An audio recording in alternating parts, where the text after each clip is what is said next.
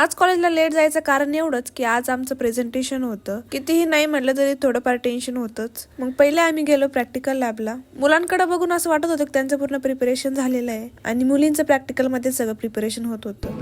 तर गाईज आज आहे आमचं फर्स्ट प्रेझेंटेशन आणि ही माझी प्रोजेक्ट पार्टनर आहे आणि आता आम्ही तयारी करतोय त्या प्रेझेंटेशनची.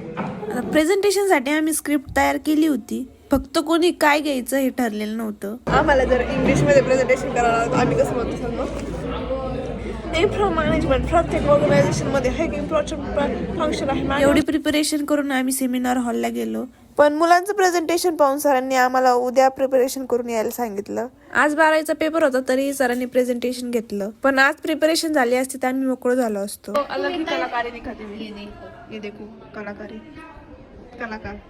झुलॉजीच्या लॅबला जाऊन बघितलं तर मुलं तिथं स्टेनोची प्रॅक्टिस करत बसले होते आणि दुसऱ्या साईडला मुली आम्हाला इकडे काम करताना दिसल्या.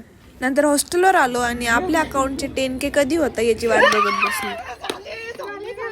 प्रोफाईल चेंज 10K कम्प्लीट झालेत आणि देख मुलीचा आनंद असा गगनात मावेना एवढा आनंद तिला स्वतःच्या बर्थडेला पण नाही होत. असाच सपोर्ट राहू द्या.